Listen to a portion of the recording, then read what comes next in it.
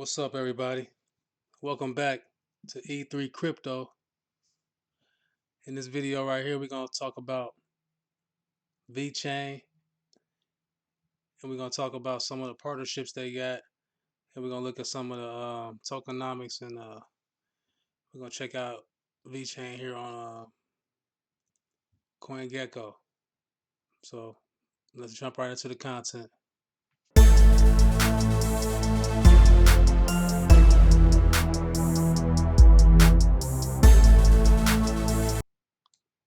So as you can see with Vechain, Vechain rank is 30, and the market cap is 1,004,688,004. 24-hour trade volume is 166,938,776. And the circulating supply is 64,850,448,123. And available supply is 86,634,466. We're gonna go down here real quick and look at the all-time high. It's 2 cent, and that was back on the 18th of July. I mean the 30th of July, 2018. Over the past year, it's up about 191.4%. As you can see, 30 days is 7.6%, and over the past hour, it's 1.2% positive. The reason I'm covering VChain, and the reason why I think that people that invest in VChain now will become multimillionaires is because of all the partnerships that VChain has and what VChain actually is. If you don't know what VChain is, it's a it's a system. It's like matter of fact, I'm gonna let Sunny Lou tell you what it is. But what it is a system where you can trace products and keep track of products and from the time that they're created all the way to the time they're in the hand of the consumer. And then like the consumer can go back and they can actually see each stage of the process. And everything is like visible. Um, let's let Sunny Lou talk to you real quick and tell you exactly what VChain is, so you can get a better understanding. All right, here we go. Sure, no worry. And we have Very happy to be in your session. awesome. So let's start with some really basic stuff. So I know a lot of people have been looking at VeChain recently. Can you give me just a brief rundown, like for anyone beginner coming into this space, what is VeChain? Well, VeChain is, the next generation smart contract platform, also a public blockchain. And we have been devoted ourselves to build blockchain applications for enterprise level. And to be proud to say, if we talk about all of the public blockchain platforms, in terms of enterprise adoptions, I would say VeChain is the number one so far. We have been targeting and been delivering lots of applications in the different territories, like BYD, BMW for automobile, Givenchy, H&M for fashion luxury, Walmart China for food safety, DMV, and PwC. So it's lots of big names, and that's I'm really proud about that. He didn't even name everything, but that's major. Because VeChain also has partnerships with hospitals. They even got an app that they're I don't know if it's out yet, but they got an app that they're going that the hospitals use. You know what I'm saying? And they also got some stuff going on with McDonald's, I believe. So and BMW. So he said BMW. We gonna see let's see what else they got to say. Awesome. So, okay, you got all these partners, and they're doing a lot of different applications on VeChain. It's a platform to do enterprise. But why move to blockchain? Why can't they do decentralized? What's the advantage of doing something on VeChain? What's in it for them? That's a very, let's say, kind of fundamental question about Yes, the very blockchain, fun. right? Well, I'm starting off with the very basics, and we're gonna dive into the harder stuff. But I pulled myself back right before this episode. I'm like, you know what? If this video was for someone that's never seen VeChain before, I know you guys, especially from the live chat, you guys have been here for a long time. But for anyone new, we'll start off the basics and we'll dive straight into them. Yeah. So that's what I'm doing is I want you guys to really get the gist of it and get a great understanding of the opportunity here because I believe that it's a great life changing opportunity.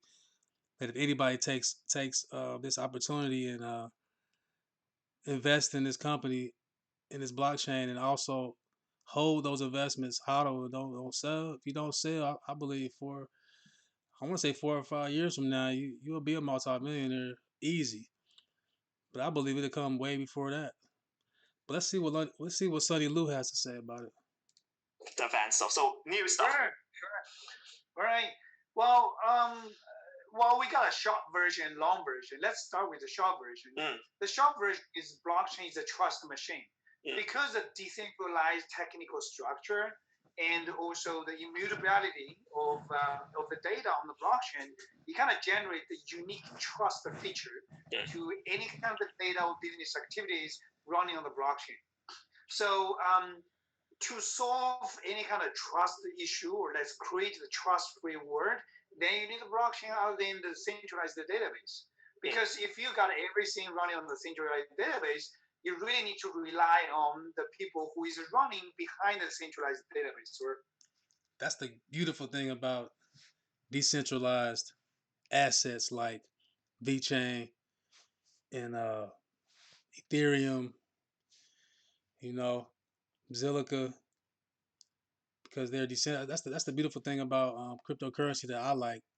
All cryptocurrency isn't decentralized. Some cryptocurrency is centralized, um, like XRP, for example. But it's a whole it's a whole ERC20 token ecosystem out here that is based around decentralized finance, which is DeFi, which is there's no one entity that controls it. It's like it's controlled by the community, and that's the beautiful thing about it. That's what turns me on to it. I've done the stock thing, the stock market thing, and I think that that's cool. But if you haven't noticed, most big companies are looking at Bitcoin. They're looking at altcoins. Altcoins are basically every coin except for Bitcoin. Like Ethereum was the first altcoin. Ethereum after Ethereum, then the other ones started being made on the Ethereum blockchain, and some cryptocurrency was made on Bitcoin blockchain. So this is very interesting. I hope you guys are intrigued by this. or the systems. You have to trust them. And if they somehow decide to play something dirty or evil, you have nothing to do with that. So to aim for the better word, blockchain is something really has to be there. On top of that, I want to put some extra comments. After COVID-19 situation, lots of enterprises or lots of entities, even authority from the different government, just realize, we got to do the digitalization because more and more things, more and more activities, business collaborations has to run online. Also, I know you guys seen that what we just went through with this election. Like during this whole election cycle, I was thinking to myself, like, man, why don't they just do the election on the phone? Like, why can't we just grab our phones some kind of way and just vote from our phone? Wouldn't that be great? Like we could vote from our phones. I think we're gonna get to that as far as like the next election. I believe the next elections are going to be all like digital.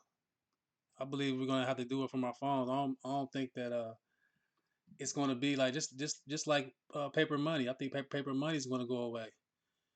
It might take a few years, but I think we're on the verge. We're headed in that trajectory to have cashless society.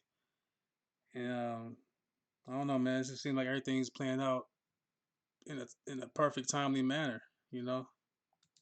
Has to rely on digital version of Word, right? And blockchain as a trust machine is, let's say, the first fundamental infrastructure technology you gotta do. Based on the recent cases or talkings, conversations with multiple different entities, I would say, in summary, digitalization is a new black, and blockchain is the most important elements among all of them. Yeah, I think that's true. Yeah, adding to the COVID case, yeah, especially now, everything's being done online. A lot more is being done online, and we need to establish that trust. And obviously, because you've been building partnerships for the longest amount of time, I think this is the first proper enterprise blockchain I've ever looked at. I think you said this once. I think the last interview, you're the only one that's mature in this space. So so, okay, let's dive a little bit further. So, I mean, I've been to the VeChain events, I've seen the partnerships with different companies, but how's that progressing right now? What's being done that's concrete? What's been developing since the last kind of few years? What's been brewing up in the background? I just want to stop that real quick because I don't want to get hit with a copyright strike. But as you can see, Sonny Lou's been doing his homework. He's been working on this for a long time, and I ain't gonna take up too much of his time, so I'm gonna let him go ahead and finish up. Well, actually, we have done lots of things. Like I mentioned, in terms of the enterprise level adoption, VeChain is number one in the world, Hmm. which is really true. And in the last 3 4 years, we have been devoting ourselves for on this level. As last time we talked about in San Francisco, I remember, it was just the first period for um, VeChain mainnet was launched, and we did the first VeChain DevCom, to brief about our infrastructures, our services and tools. Um, so we have been focused on this period and focus on this territory, and we even wanted to go more. What we want to go more is we actually make our VeChain 2 chain even better every day. We continue to iterate that kind of tool. Amazing. See how dedicated he is. I like that. That's why I put my money on that. I got money on VeChain. I got money on VThor. If you don't know what VThor is, that's VThor is the blockchain, and VThor is the gas that powers VeChain. So it's a little bit cheaper than I'm gonna say a little bit. It's a lot cheaper. Let's see, VThor. I'm sorry. Well, VThor is the name of the token, but VThor is the ticker. It's the ticker right here. If you ever want to look up something on CoinGecko, look for this right here. You can just type this in the search up here, and it'll pop up. If you look at VThor, you see how cheap it is, right? And let's look at see a lot of coins right now look like they're doing bad, but they're not really doing bad because the market follows Bitcoin. So every coin, not every coin, but just about follows Bitcoin. So if Bitcoin do a dip, then you can pretty much put your money on it that most of the other coins are going to dip also, especially the ones in the top 10, the top 20. But this coin is it's a I think it's an opportunity really to make a lot of money. The market cap is kind of small still. It's only 21 million. Trading volume small, 2 million. But if you know like I know, if you know like Sonny Lou know, VeChain is going to be huge, man. You got to have VTHO to burn on the blockchain to make transactions. Just like in Ethereum, ETH is what they use to burn uh, for transactions on Ethereum network. They use Ether. If you look at Ether's price right now, I mean, come on, man. Look at Ether's price right now. So Ether is decentralized. It's a decentralized network, and a lot of coins are trying to bridge the gap or bridge what Ethereum's problem is. Ethereum problem is when you go on like say you go on MetaMask, you wanna buy one of these coins, the gas fees are high. You might end up paying $5 or $10 just to make a transaction, or more than that if you're in a bull cycle. If it's like a lot of volatility going on, it'll probably be more than that. $20 to move like thousands. It don't seem like a lot, but it is a lot. You don't want to pay that much money to get your own money back.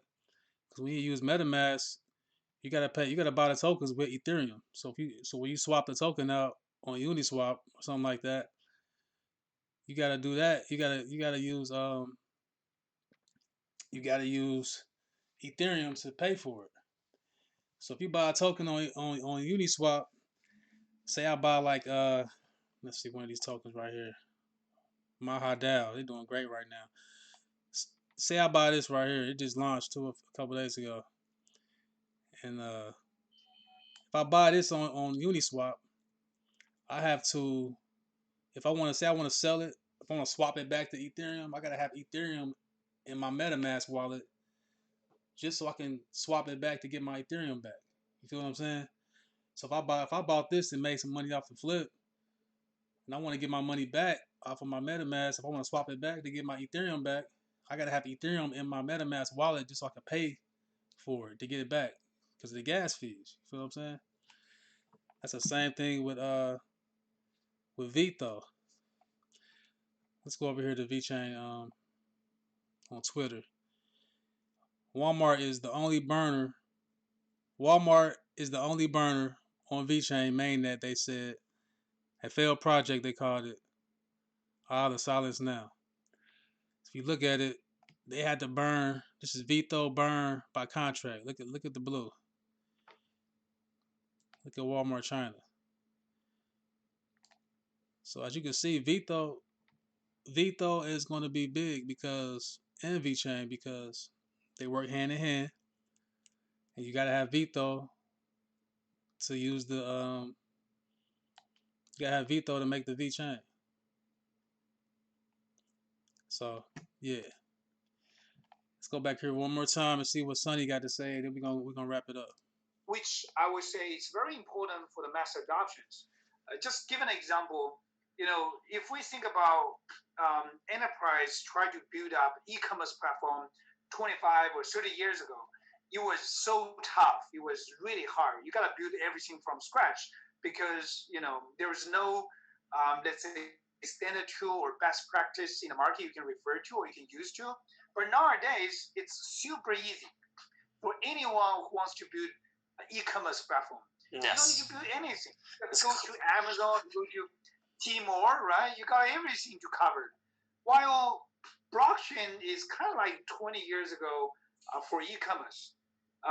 When you try to build everything or you try to build from scratch, it's so tough. It's very difficult. So what we try to do is to ease that kind of process. That's what VeChain 2Chain is going to do. And we, based on what we have done in the past for like 60, 70, 80 different use cases across different territories, we summarize and we'll continue to polish the tool, try to make anyone can build whatever the POC or production phases or skill up applications like super easily. Amazing. Once again. So to wrap it up, I just want you guys to I ain't trying to tell you to go out and buy VeChain. I ain't trying to tell you to go out and buy Vito. This is not financial advice. You know what I'm saying? Do your own research before you spend your hard-earned money on or invest your hard-earned money into crypto.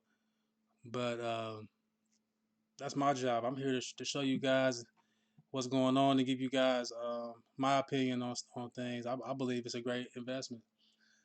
The whole company, I believe. So that's just my take on it, man. I hope you guys like this video. If you did, go ahead and do me a favor, hit the like button, hit the subscribe button if you haven't already, and I appreciate you guys for tuning in. Check me out, man. I'll be doing these videos every day, and I'll be uploading every morning at 10:45. So I I'll see you guys on the next video. Peace.